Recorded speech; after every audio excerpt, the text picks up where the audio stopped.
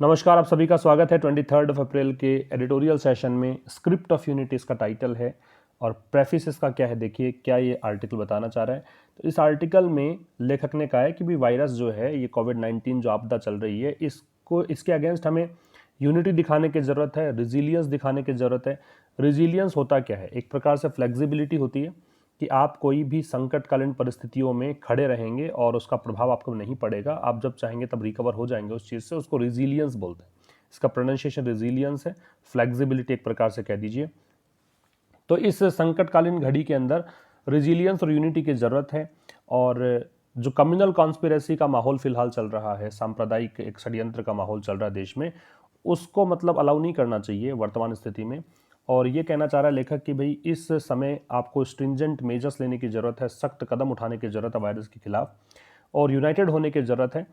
और इसके अंदर कोई कहीं भी आपकी जाति, आपका संप्रदाय, आपकी जो लैंग्वेज है या बॉर्डर है, वो सब आड़े नहीं आने चाहिए।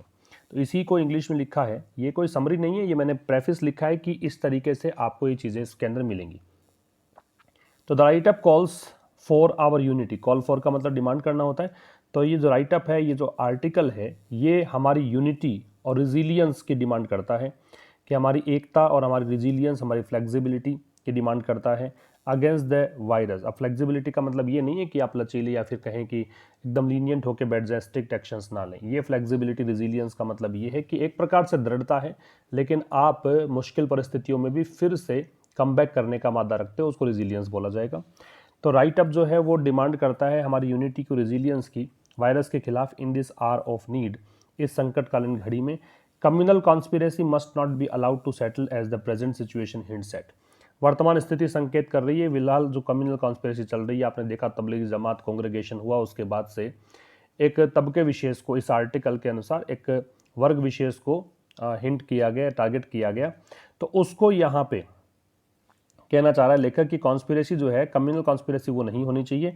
The author emphasizes the need for stringent measures. यहाँ पे जोर दे रहा है लेखक कि स्ट्रिंजेंट मेजर्स की आवश्यकता है, सख्त कदम उठाने की आवश्यकता है अगेंस्ट द वायरस, वायरस के खिलाफ, वाइल बीइंग यूनाइटेड। और उसी के साथ यूनाइटेड होने की ज़रूरत है, बिल्कुल एकजुट होने की ज़रूरत है। और उसमें ये चीज़ों का मतलब नहीं होना चाहिए कोई रेस क्या है, रिलीजन क्या है, कलर, कास्ट, क्रीड, लैंग्वेज और बॉर्डर क्या है, इस चीज़ से कोई लेन देन होना नहीं चाहिए। और आज के इस आर्टिकल में ग्रामर प्लस वोकेबलरी की अगर बात करें तो कौन सी नई चीज़ें आपको मिलेंगी। तो सबसे पहले प्रेजुडिस एक वर्ड है, इसका प्रोनाउंसिएशन प्रेजुडिस है। प्रेजुडिस का मतलब बायस, डिस्क्रिमिनेशन, पार्शियलिटी, मतलब एक प्रकार से पूर्वाग्रह, भेदभाव, इसको हम प्रेजुडिस कहेंगे। प्रोपोनेंट एक शब्द है। प्रोपोनेंट का मतलब समर्थक होता है, सपोर्टर, एडवोकेट, प्रमोटर, अपहोल्डर, इनको बोलते हैं प्रोपोनेंट। फेंड ऑफ है, फेंड ऑफ एक फ्रेजल वर्ब है, इसका मतलब टालना, फेंड ऑफ का मतलब बचना।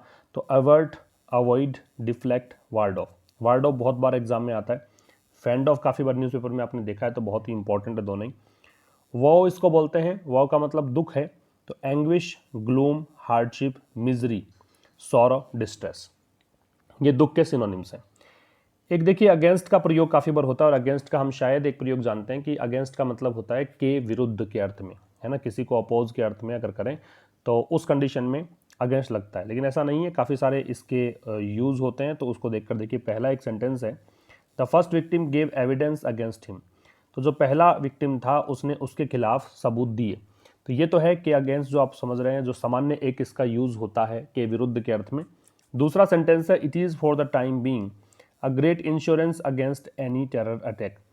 तो वर्तमान के अंदर एक ग्रेट इंश्योरेंस पॉलिसी चाहिए, या इंश्योरेंस चाहिए। इंश्योरेंस का मतलब एक सुरक्षा भी होती है किसके, टेरर अटैक के खिलाफ। तो अगर ऐसा केस हो, यहाँ पे जो इसका मतलब है वो है इन केस ऑफ, अगर ऐसा केस हो, टेरर अटैक अगर होता है तो उसमें इंश्योरेंस की आवश्यकता है, उसमें सुरक्षा की आवश्यकता है। तो ऐसे केस में, ठीक है, तो ये इन केस ऑफ है। तो in case of terror attack great insurance की जरूरत है। थर्ड है, अ कर्टन हैज़ बीन फिक्स्ड, एक पर्दा लगा दिया गया है अगेंस्ट द स्ट्रॉन्ग विंड्स। तो ये है प्रोटेक्शन के लिए, किस लिए, कि स्ट्रॉन्ग विंड से प्रोटेक्शन हो सके, ठीक है। तो ये प्रोटेक्शन के लिए अगेंस्ट आ रहा है। इसके अलावा एक इन रिलेशन टू भी होता है, जो आज के एडिटोरियल में आपको मिलेगा। Money was advanced against the value of the property, ठीक है ना। तो प्रॉपर्टी की वैल्यू के रिलेशन में, या उसी के अनुसार, उसी के अनुपात में मनी को एडवांस किया गया, कह सकते हो। तो ये इन रिलेशन टू है। तो ये है के संबंध में। काफ़ी बार जब आप कोई फाइनेंशियल आर्टिकल पढ़ते हैं या बिजनेस न्यूज़ पढ़ते हैं तो वहाँ पे अगेंस्ट लगता है, तो उसका मतलब ये इन रिलेशन टू होता है। ठीक है, अब देखिए एक व्यूअर ने प्रश्न पूछा था, सुशांत यादव नाम है एक बच्चे का, उसने पूछा था नो और नॉट में डिफरेंस क्या है। देखिए मैं वो क्वेश्चंस उठा रहा हूँ जिसका एक्सप्लेनेशन बहुत ही इंपॉर्टेंट है, जो आपको पता होना चाहिए। काफ़ी बार उसकी चीज़ें एग्जाम में आपसे पूछी जा सकती हैं, कॉमन एरर के अंदर क्वेश्चंस आ सकते हैं। तो सुशांत यादव ने एक प्रश्न पूछा, नो और नॉट में डिफरेंस क्या है। तो कुछ एग्जाम्पल के सहायता से हम समझने का प्रयास करेंगे कि क्या चीज़ है। पहला सेंटेंस है, he paid no attention to what I said, कि जो कुछ मैंने कहा उस पर उसने ध्यान नहीं दिया।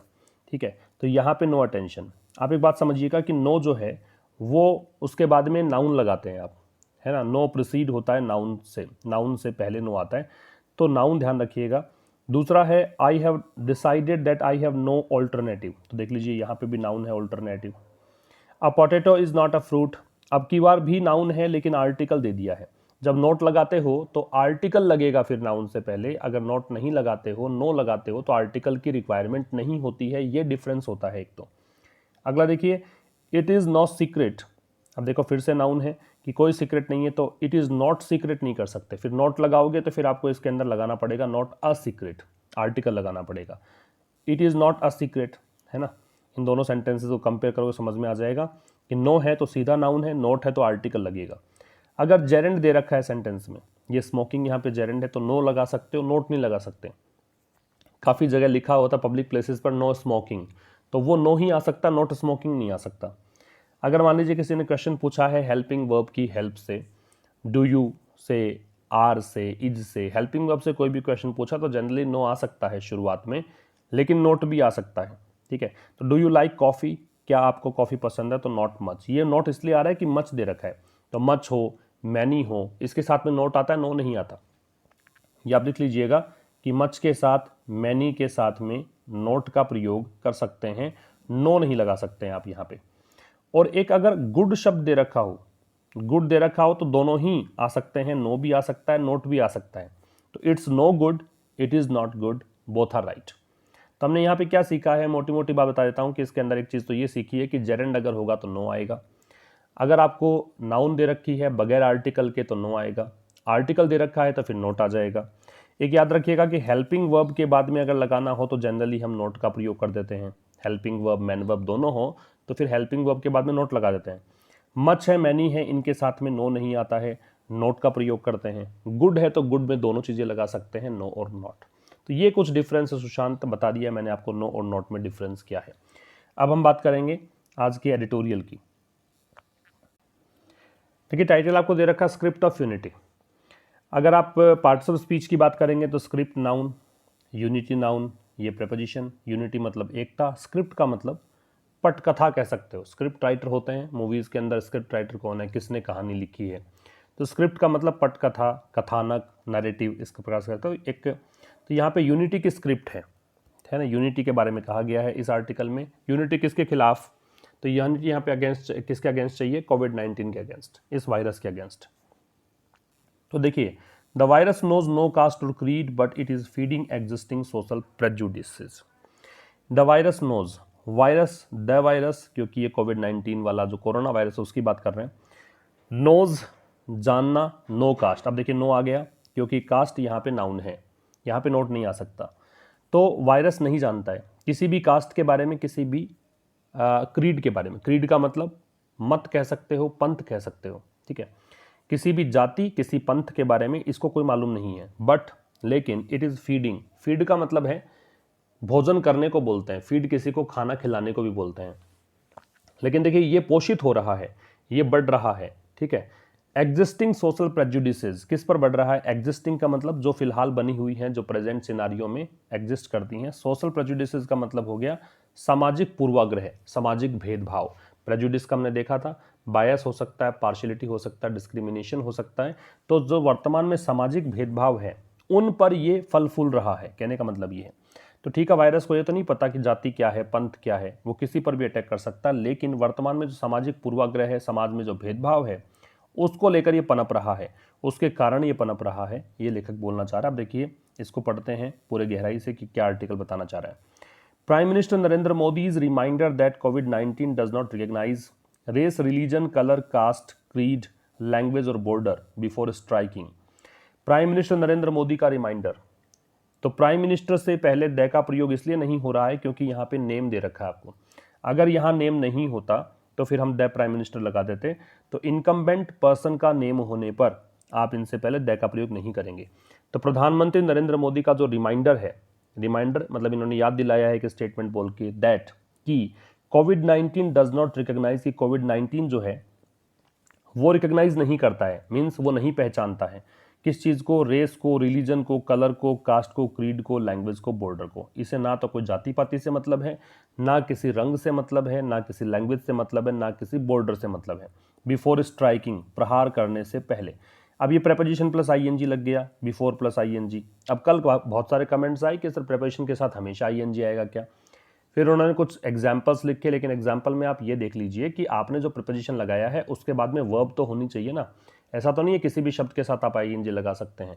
तो वर्ब अगर होगा तो ही आईएनजी लगेगा, अगर वर्ब नहीं है तो आईएनजी नहीं लगेगा। तो आपके एग्जाम्पल्स अच्छे से देखें आप एक बार। तो कह रहा है कि प्राइम मिनिस्टर नरेंद्र मोदी का जो रिमाइंडर था कि कोविड-19 जो है वो ना ही तो यहाँ पे रेस को, ना ही रिलीजन को, ना कलर को, ना कास्ट को, ना क्रीड, ना लैंग्वेज, ना बॉर्डर को देखता है, प्रहार करने से पहले, अटैक करने से पहले। ठीक है, वॉज एक्सियोमेटिक। एक्सियोमेटिक का मतलब है कि ये बात सब जानते हैं, है ना, ये सर्वविदित है मतलब। बट एसेंशियल, अब एक्सियोमेटिक का मतलब हो गया जो सबकी जानकारी में है, मीन्स जो पूरी तरीके से सत्य है ना, और किसी को मतलब इसके बोलने की आवश्यकता नहीं है, इस बारे में किसी को सिद्ध करने की जरूरत नहीं है, उसको एक्सियोमेटिक बोलते हैं। बट एसेंशियल लेकिन जरूरी भी है। एसेंशियल का मतलब सिग्निफिकेंट या इंपॉर्टेंट। तो क्या कह रहा है कि प्राइम मिनिस्टर नरेंद्र मोदी ने कह दिया कि भी इस चीज़ से कोई मतलब नहीं है वायरस को, ये स्ट्राइक अगर करेगा, प्रहार करेगा, अटैक करेगा तो करेगा ही। ये जो चीज़ है, ये जो रिमाइंडर है, ये सब्जेक्ट हो गया रिमाइंडर यहाँ पे, और इस रिमाइंडर के लिए लगाया वॉज। ये एक्सियोमेटिक था, ये पूर्ण सत्य था, इसको प्रूव करने की जरूरत नहीं है, बट एसेंशियल लेकिन जरूरी था उनका बोलना। The pandemic has fend the flames. कल जब अगर आप पेड कोर्स के स्टूडेंट हैं और कल अगर आपने सेकेंड एडिटोरियल देखा है तो उसमें ये मैंने लिखा था, जो ग्रामर और वोकैबुलरी का हम एक्स्ट्रा डिस्कशन करते हैं वहाँ मैंने ये फ्रेज यूज़ की थी, फैन द फ्लेम। देखिए ये एग्जासर्बेट एक वर्ड आया था, अगर आपको याद आ रहा हो। एग्जासर्बेट का मतलब होता है बदतर करना, जिसमें वर्सन का यूज़ किया गया था। ठीक है, जिसके अंदर एड इंसल्ट टू इंजरी इसका यूज़ किया गया था, एड फ्यूल टू फायर इसका यूज़ किया गया था, मेक मैटर्स वर्स ये यूज़ किया गया था। तो वहीं पर मैंने फैन द फ्लेम्स भी लिख कर दिया था, आप अपना PDF चेक करेंगे पता लग जाएगा। तो फैन द फ्लेम्स का मतलब होता है किसी भी चीज़ को बद से बदतर कर देना। तो pandemic has fan the flames, तो ये जो महामारी है, वैश्विक महामारी को पेंडेमिक कहा है, इसने बहुत बदतर कर दिया है, भड़का दिया है। किसको भड़का दिया है? कम्युनलिज्म। कम्युनलिज्म का मतलब होता है सांप्रदायिकता, सांप्रदायिकता को भड़का दिया है। इंस्टीड ऑफ, इंस्टीड ऑफ का मतलब होता है के बजाय। इंस्टीड में प्रेपोजिशन ऑफ लगता है, किसकी बजाय? डाउसिंग दैम। डाउस का मतलब होता है बुझाना, एक्सटिंग्विश यू कैन से, है ना, बुझाने को, आग बुझाने को बोलते हैं वैसे। तो वैश्विक महामारी ने कम्युनलिज्म को भड़का दिया है इसको बुझाने की बजाय, समझ रहे हो। तो फ्लेम्स को भड़का दिया है। फ्लेम्स किसकी हैं? कम्युनलिज्म की। यहाँ वैसे समझिए, फैन का मतलब पंखा चलाना होता है, फ्लेम का मतलब आग की लपटें होती है, पंखा चलाने से लपटें और अधिक फैलेंगी। तो कम्युनलिज्म यहाँ ज़्यादा हो गया है इसको शांत करने की बजाय। As it has compounded economic woes, जैसे कि, एज जैसे कि, इसने, इट यहाँ पेंडेमिक के लिए है, हैज़ कंपाउंडेड, कंपाउंडेड का मतलब होता है और अधिक बढ़ाना। इकोनॉमिक वॉज, वॉज का हमने पढ़ा सफरिंग है, ट्रिब्यूलेशन है, डिस्ट्रेस है ना, ग्लूम है, दुख को बोलते हैं, संकट को बोलते हैं। जैसा कि इसने आर्थिक संकट को बढ़ाया वैसे ही कम्युनलिज्म को बढ़ा दिया। कहने का मतलब देखो कैसे है, देश के अंदर पहले से ही आर्थिक संकट था, आर्थिक संकट और ज्यादा बढ़ गया। देश में पहले से सांप्रदायिकता कुछ हद तक थी और ज्यादा बढ़ गई। तो ये कहना चाह रहा है द प्राइम मिनिस्टर। अब देखो प्राइम मिनिस्टर दे लग गया क्योंकि यहाँ पे नाम नहीं दे रखा आगे। तो the prime minister has recognized the calamitous rage. Calamitous का मतलब क्या होता है? ये कैलेमिटी से संबंधित, डिजास्ट्रस कह सकते हो, विनाशकारी कह सकते हो। रेज का मतलब गुस्सा होता है, क्रोध होता है।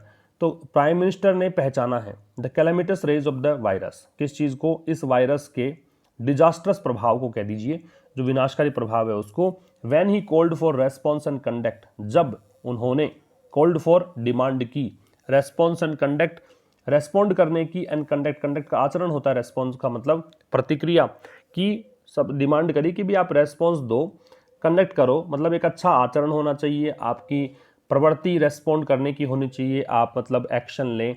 That should attach primacy. Primacy का मतलब होता है सबसे अधिक महत्वपूर्ण होना, ठीक है ना, सबसे अधिक महत्वपूर्ण होने के गुण को प्राइमेसी बोलते हैं। तो यूनिटी एंड ब्रदरहुड, तो ये जो चीज़ है रेस्पॉन्स और कंडक्ट की, ठीक है आप रेस्पॉन्स दे रहे हैं, आप लड़ रहे हैं इस आपदा के खिलाफ, आप लॉकडाउन का पालन कर रहे हैं, कंडक्ट आपका कैसा होना चाहिए, लेकिन लॉकडाउन का आप वायलेशन नहीं करेंगे, कंडक्ट ये है कि आप सोशल डिस्टेंसिंग का पालन करेंगे। तो that should attach primacy to, तो ये जो चीज़ है दैट यहाँ पे इसी चीज़ के लिए आया है, शुड अटैच प्राइमेसी, इसको प्राइमेसी अटैच कर देनी चाहिए, सबसे अधिक इंपॉर्टेंस इसकी मानी जानी चाहिए। और किससे अटैच कर दें, unity and brotherhood, unity Ekta, brotherhood भाईचारा, तो इन चीज़ों के साथ में ये सब कुछ संभव है। तब प्राइम मिनिस्टर नरेंद्र मोदी ने रिकॉग्नाइज किया है वायरस का जो कैलेमिटस रेज है, जो विनाशकारी प्रभाव है उसको, जब उन्होंने डिमांड करी कि भाई रेस्पॉन्स और कंडक्ट जो है इनको अटैच कर दीजिए, किसके साथ, यूनिटी और ब्रदरहुड के साथ, कि आप अगर एकता में, यूनिटी में और भाईचारे के साथ कोई चीज़ का रेस्पॉन्स देंगे या कंडक्ट करेंगे वो ज़्यादा प्रभावी रहेगा। इस चीज़ को सबसे इंपॉर्टेंट माना है। अब देखिए, he can not be more right about the fact that countries and societies can no longer afford to face off with one another. He can not be more right, he वह can not B नहीं हो सकते, more right और ज़्यादा सही, भी जितना उन्होंने कहना था कह दिया है, अब इससे अधिक वो सही हो भी नहीं सकते हैं, है ना, जो उन्होंने बात कही है क्या अबाउट द फैक्ट, इस फैक्ट के बारे में कि बिल्कुल ठीक कहा है, इससे अधिक और सही क्या हो सकता है, क्या that countries and societies can no longer afford, कि जो देश हैं और समाज हैं कैन नो लॉन्गर अफोर्ड, अब ये अफोर्ड नहीं कर सकते, अब और ज़्यादा अफोर्ड नहीं कर सकते, क्या, to face off, face off का मतलब होता है सामना, आमना सामना, मुकाबला, झगड़ा, लड़ाई, विद वन अनदर, कि अगर समाज में, अगर देश में एक दूसरे लड़ोगे तो फिर ये अब देश अफोर्ड नहीं कर पाएगा। And the future can be secured only through togetherness and resilience, और जो फ्यूचर है, भविष्य है, कैन बी सिक्योर्ड, वो सुरक्षित रखा जा सकता है, पैसिव है, कैन मॉडल, फिर बी, फिर वर्ब की थर्ड फॉर्म, मॉडल का पैसिव बनाने का तरीका यही होता है, बी के साथ वर्ब की थर्ड फॉर्म लगाते हैं। तो फ्यूचर को सिक्योर किया जा सकता है ओनली थ्रू, केवल एसी माध्यम से, थ्रू माध्यम के लिए लगता है, मीडियम के लिए लगता है, तो माध्यम क्या है, टुगेदरनेस, साथ साथ एकजुटता रहे, एंड रिजिलियंस, एक प्रकार से बात वही यूनिटी रिजिलियंस।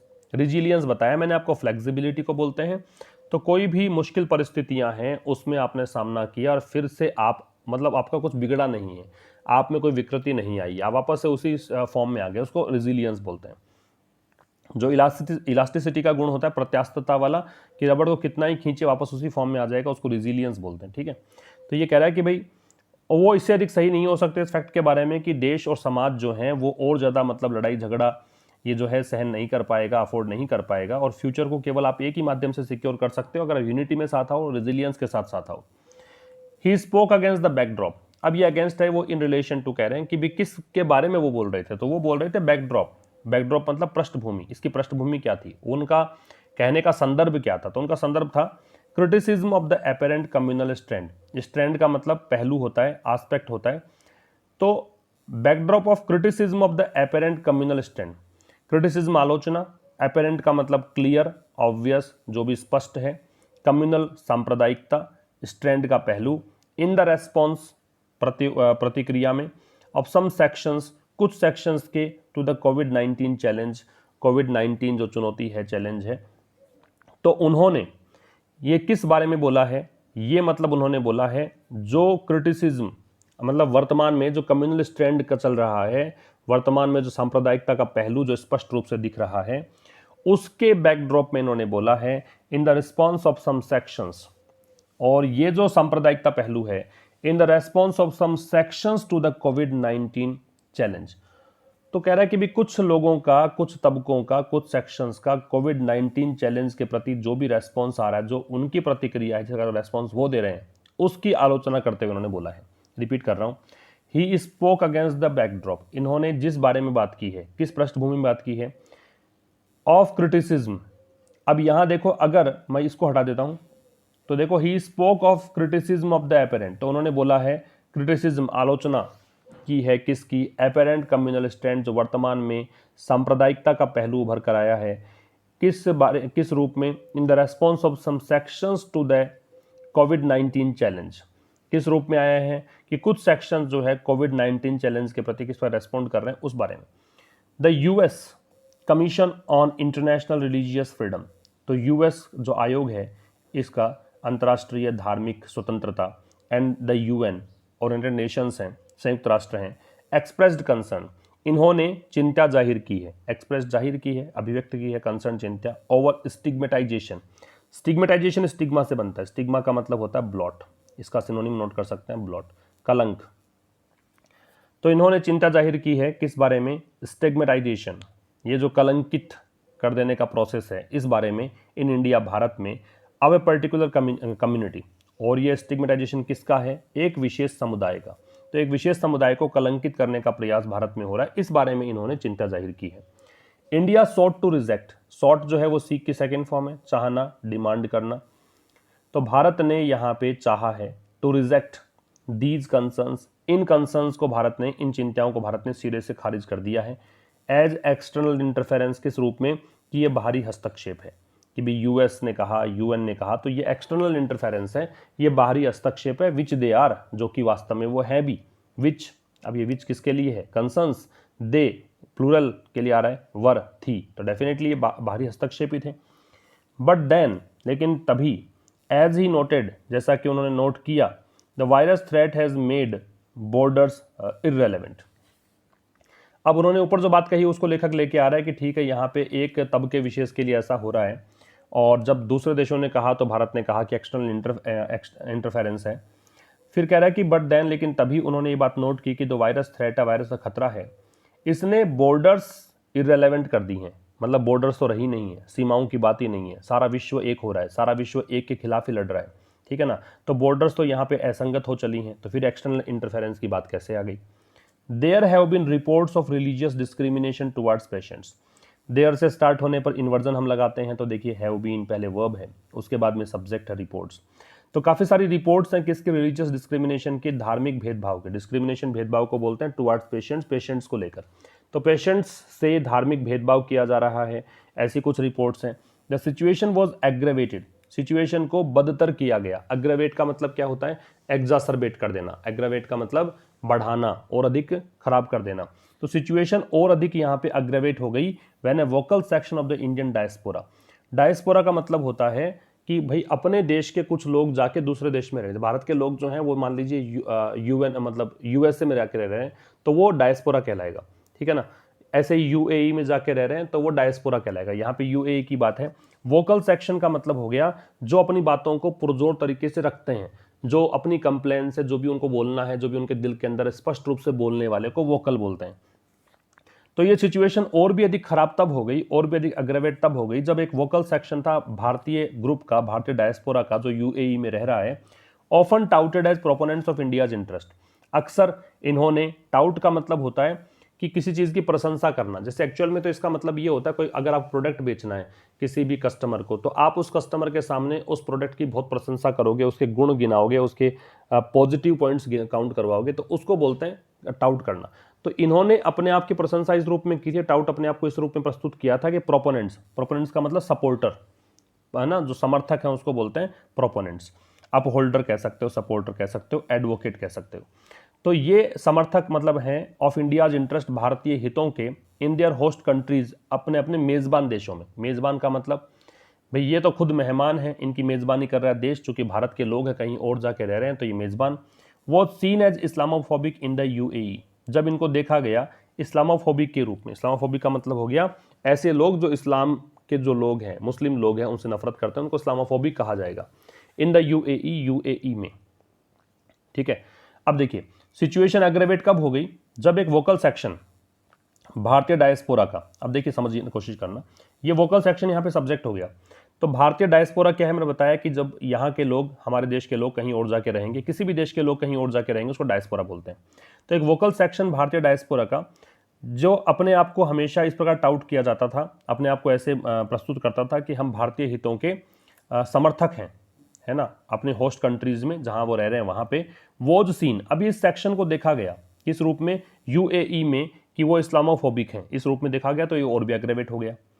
अब देखिए सच ओडियस डिजिटल बिहेवियर, ओडियस का मतलब होता है बहुत घृणास्पद, घिनौना, अनप्लीजेंट, तो such odious digital behaviour, digital behaviour का मतलब जो आपकी भड़ास है आप और कहीं तो निकाल नहीं सकते, आप जाके सोशल मीडिया पे निकालते हो, आप किसी भी सेक्शन के अगेंस्ट सोशल मीडिया पे जाकर कुछ लिखाते हो, कोई पोस्ट शेयर कर देते हैं, उसको बोलते हैं डिजिटल बिहेवियर।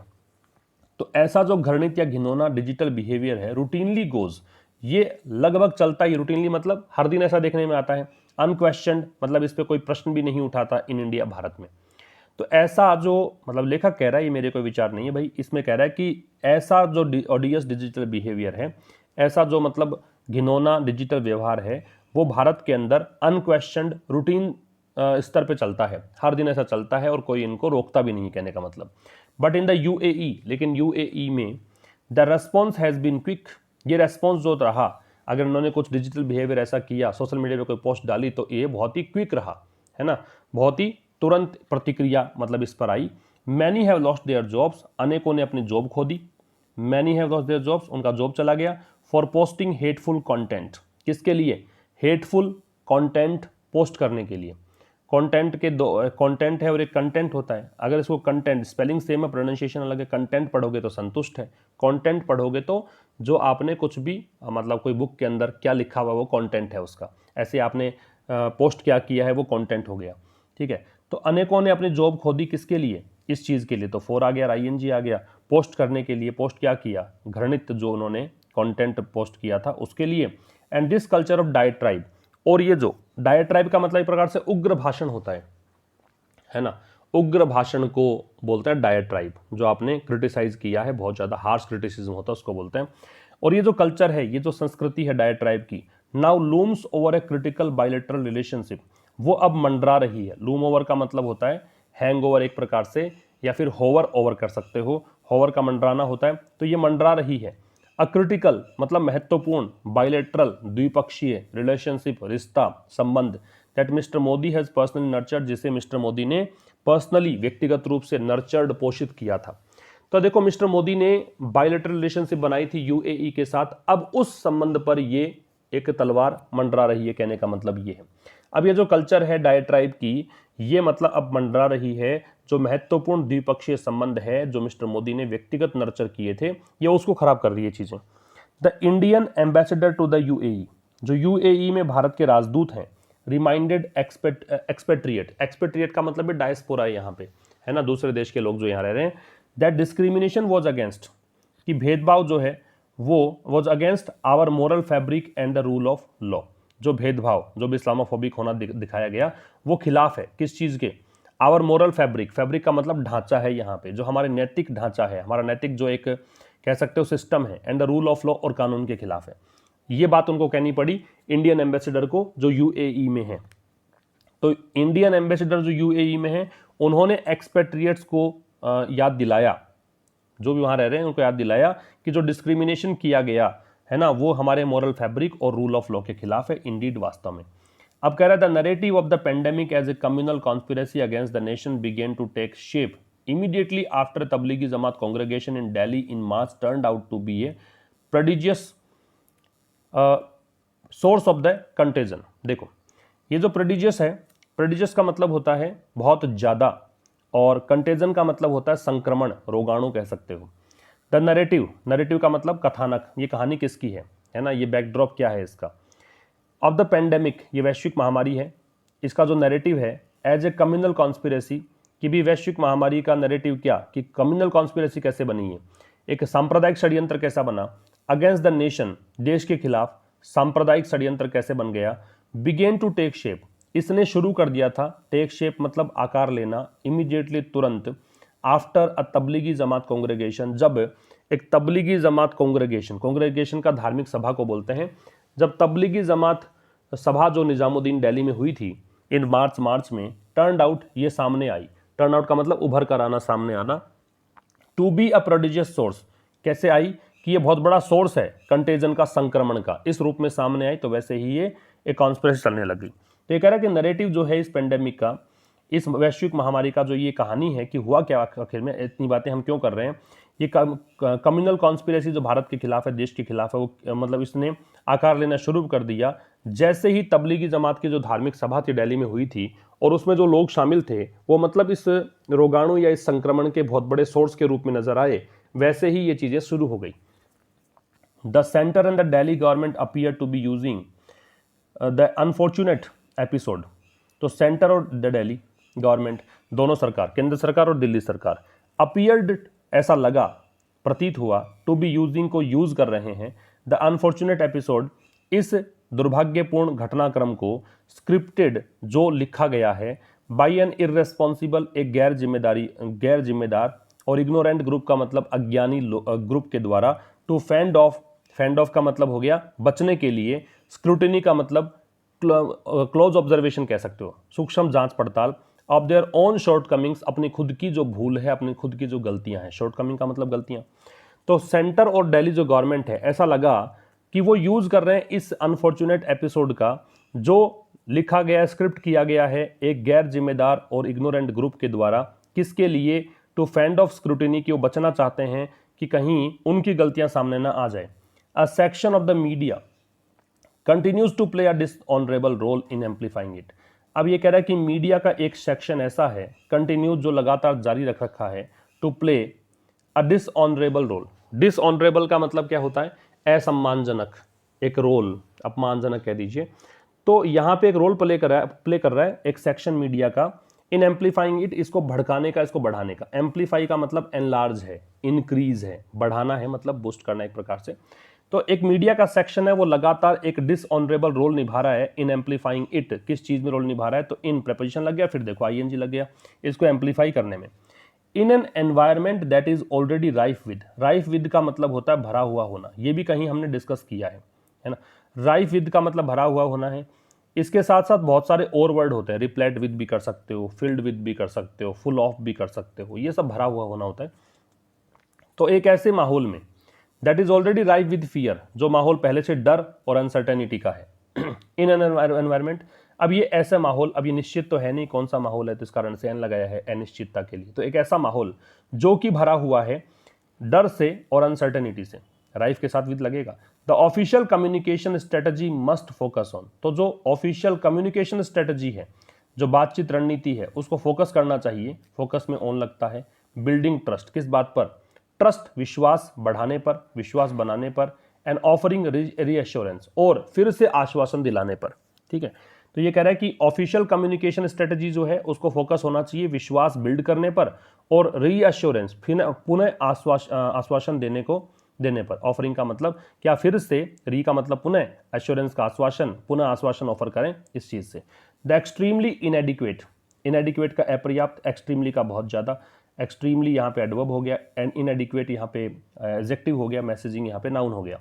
तो बहुत ज्यादा जो अपर्याप्त मैसेजिंग है, हैज लेड टू स्टिग्मेटाइजेशन, इसका परिणाम निकला है। लेड टू, लीड की थर्ड फॉर्म है क्योंकि एच आ गया है, एच के साथ थर्ड फॉर्म लगाते हैं। स्टिग्मेटाइजेशन का मतलब हो गया कलंकित करना, और पेशेंट्स, रोगियों, एंड देयर फैमिलीज, उनके परिवार, एंड डेस्पिकेबल का मतलब घृणास्पद, इंसिविलिटी रूडनेस, असभ्यता, टुवर्ड्स, की ओर, even the bodies of unfortunate victims, किसकी ओर, जो दुर्भाग्यपूर्ण विक्टिम्स है, जो शिकार बने हैं इस बीमारी के, यहां तक कि उनके बॉडीज के लिए भी, उनके शरीर के लिए भी, जो डेड बॉडीज हैं उनके, कह सकते हो। रिपीट कर रहा हूं, जो ये बहुत ज्यादा इनएडिक्वेट मैसेजिंग है ना, अपर्याप्त सी मैसेजिंग है, उससे क्या चीज निकल कर आई है, उससे परिणाम ये निकला है कि जो रोगी हैं उनको कलंकित किया जा रहा है, उनके परिवारों को अपमानित किया जा रहा है, और बहुत घृणास्पद, असभ्यतापूर्ण व्यवहार देखने में आया है जो विक्टिम्स हैं उनके बॉडीज को लेकर भी। All this makes the prime minister statement timely, ये जो चीज है ये प्राइम मिनिस्टर के स्टेटमेंट को टाइमली बनाता है, मतलब बिल्कुल सही समय पर दिया गया स्टेटमेंट करार देता है। ये जो सब कुछ हुआ है वो प्राइम मिनिस्टर के स्टेटमेंट को ऐसे सिद्ध करता है कि बिल्कुल सही समय पर उन्होंने बोला है। हिज कॉल फॉर यूनिटी, उनका जो डिमांड है यूनिटी को लेकर, एकता को लेकर, इन द फेस ऑफ का मतलब क्या होता है, इन द फेस ऑफ का मतलब होता है जब इसका कन्फ्रंटेशन हुआ, इस चीज के चलते हुए, इस दौर में। ठीक है, तो his call for, in the face of, his call for unity, उनका जो डिमांड है एकता की, कि भी एकता होनी चाहिए। In the face of this calamity, इस आपदा के दौर में, must be translated into firm action, तो ये चीज ट्रांसलेट इनटू मतलब तब्दील होना, ये तब्दील होनी चाहिए एक्शन में। जो उन्होंने डिमांड की है उस पर जरूर यहां पे एक्शन लिया जाना चाहिए, कहने का मतलब वो चीजें क्रियान्वित होनी चाहिए। ठीक है, and a good place to begin, और फर्म एक्शन में, और एक गुड प्लेस टू बिगिन, और एक अच्छे प्लेस के रूप में की शुरुआत की जाए, is the government's own messaging, है ना। A good place to begin मतलब एक अच्छा स्थान जो है शुरुआत करने का, वो क्या है, गवर्नमेंट्स ओन मैसेजिंग, गवर्नमेंट का खुद का जो संदेश है, खुद की जो मैसेजिंग है, खुद की जो इन्फॉर्मेशन जो भी कर देते हैं, ये वहीं से शुरुआत इसकी हो जानी चाहिए। यही एक फर्म एक्शन कहलाएगा कि एकदम आपने क्रियान्वित कर दिया है, आप खुद से शुरुआत कर लो। ठीक है, तो ये एक आर्टिकल है जो कि आपको बता रहा है वर्तमान के माहौल के बारे में। तो यहाँ पे लेखक एक प्रकार से तो गवर्नमेंट, दिल्ली गवर्नमेंट उसको क्रिटिसाइज कर रहा है, अंत में आते आते आप कह सकते हैं कि एक सजेशन भी दे रहा है कि इस प्रकार से आप कर सकते हैं, यहाँ पे ये डिमांड भी है। तो दोनों तरह की मिक्स्ड फीलिंग है। वैसे आप इसको क्रिटिकल एक कह सकते हो कि ये जो लेख है वो क्रिटिकल है, मीन्स क्रिटिसाइज किया गया है इसके अंदर गवर्नमेंट को, दिल्ली गवर्नमेंट को, और जो लोग यहाँ पे जो डिजिटल प्लेटफॉर्म पर जाकर हेट स्पीचेस का प्रयोग करते हैं उनको क्रिटिसाइज किया गया है।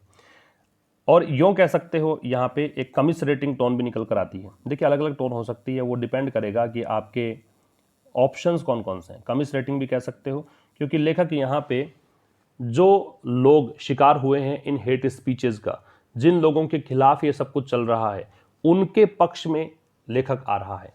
इसको आप बायस्ड टोन भी कह सकते हो। मैं अलग अलग बता रहा इसलिए हूँ क्योंकि कुछ भी हो सकता है, वो डिपेंड करेगा चार ऑप्शंस कौन कौन से हैं एग्जाम में। बायस्ड इसलिए कि दो कैटेगरी बना दीजिए, एक तरफ सरकार है और देश हित की बात करने वाले लोग हैं, एक तरफ वो तबका है जिनके खिलाफ ये षड्यंत्र किया जा रहा है, तो बायस्ड है। तो फिर एक तरफ ही हो रहा लेखक यहाँ पे, तो कई तरह की टोन निकल कर आती हैं। तो यहाँ पे कुछ भी आप यूँ नहीं कह सकते कि एक एग्जैक्ट टोन है, अलग अलग चीज़ें हैं। अलग अलग पैराग्राफ में, दो पैराग्राफ है तो एक पैराग्राफ कुछ अलग बयां करता है, अगला पैराग्राफ कुछ अलग बयां करता है। अब हम बात करेंगे आज के क्वेश्चंस के बारे में जो है कॉमन एरर पे।